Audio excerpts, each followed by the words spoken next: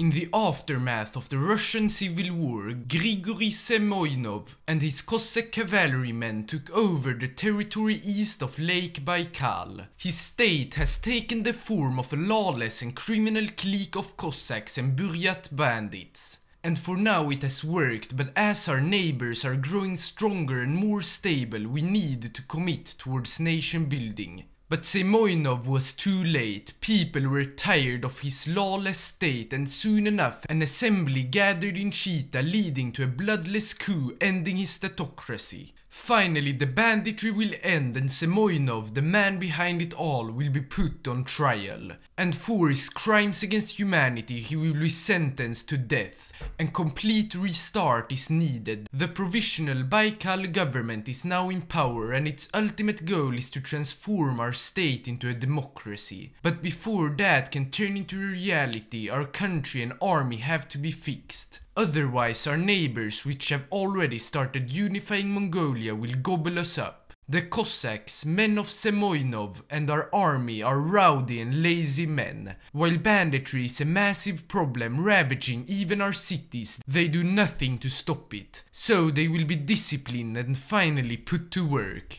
The anarchy in our nation will be expelled, no more bandits and thieves destroying our state. And with them gone, we can turn towards creating an economy from the non-existing one of Semoynov. But before we had the time to fully create the trading company, the Hoi4 clique, having already destroyed the Mongolian communists and the religious nation of Kure, declared war on us. Luckily our army has enough men to hold the whole front line, and Hoi4 haven't dared a full-scale offensive. However, they, together with the bandits who have fled our country, are staging cross-border raids, massively lowering our stability. Our army needs to grow stronger for us to be able to fix this problem. So, to motivate our soldiers, we will grant them a bigger wage, while at the same time reducing the massive corruption in our army stealing away this money. This includes appointing new officers loyal to our democratic cause.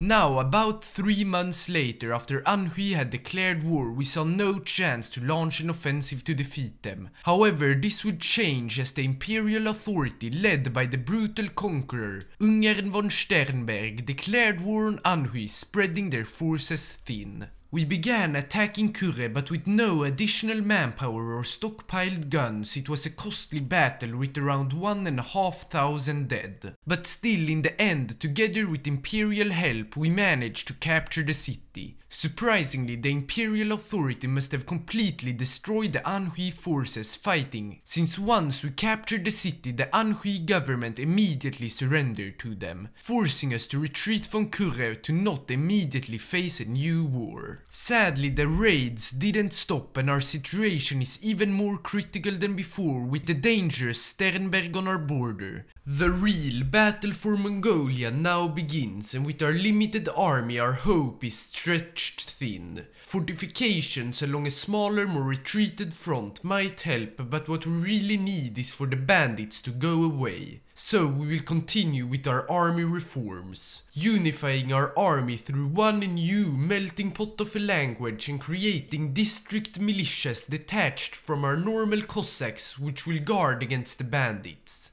And this seemed to do the trick. The bandits have been crushed and our nation is finally calm and peaceful before the coming imperial storm.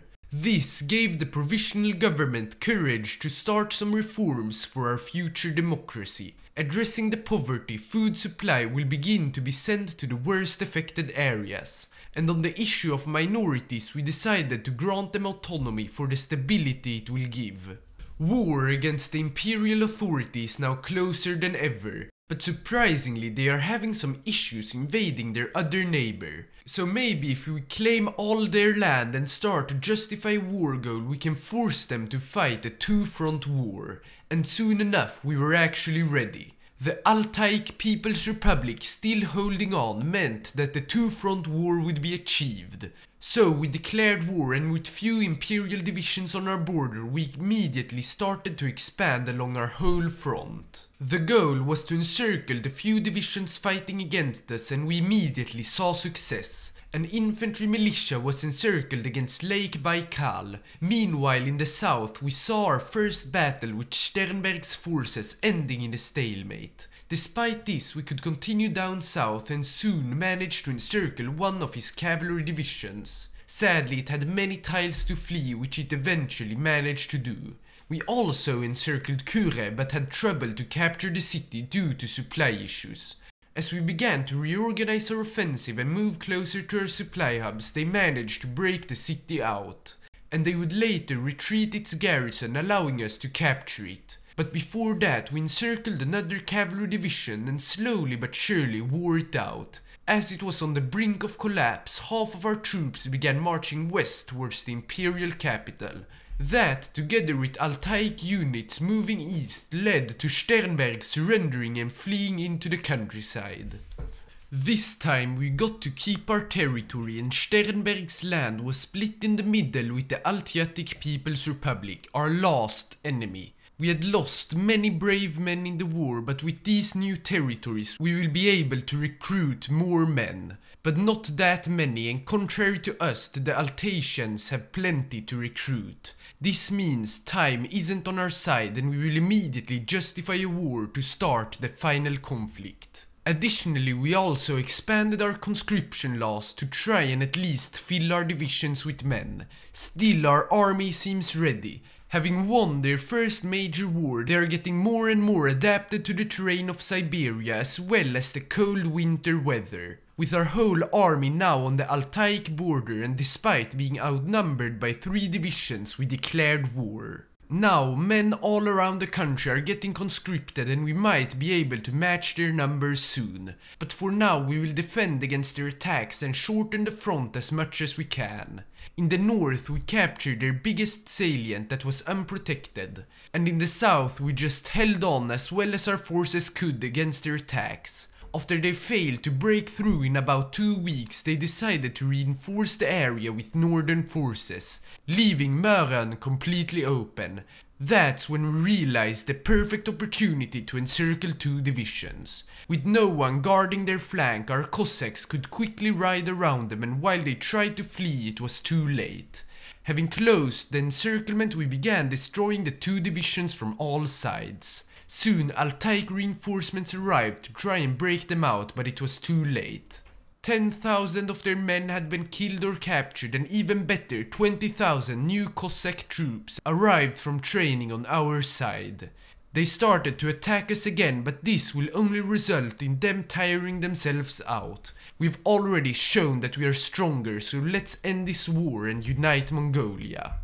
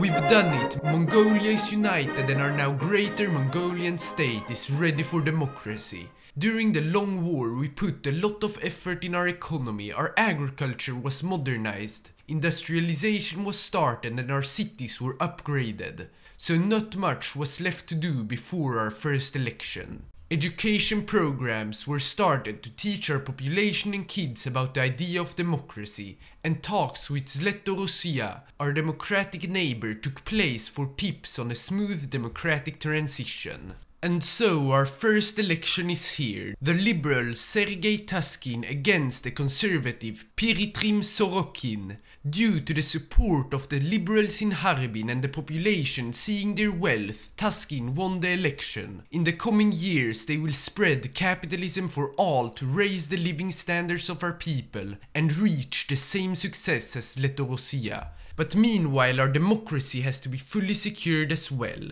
The military, which has grown a bit too strong, will be separated from the state and the rest of Semoynov's legacy will be dealt with. All to secure our free speech, egalitarianism and other liberties from the military coups.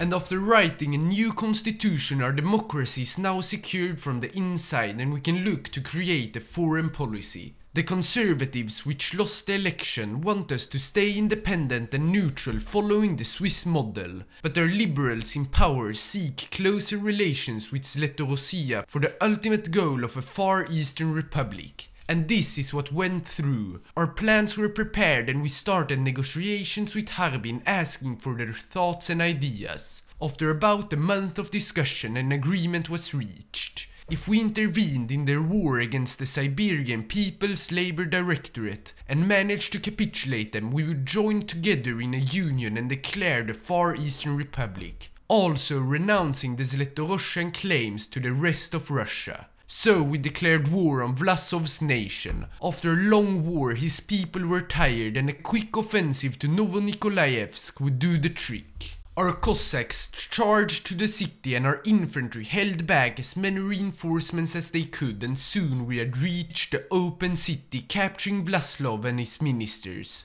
Our war was over as quick as it began. So now our two countries of Mongolia and Zlatorosha were united and the Far Eastern Republic was declared. With the riches of Siberia and our big industry, trying to unite Russia would be a waste. What we need to do now is to open our land to the foreign market and let capitalism do its job. Thanks so much for watching and see you in the next video.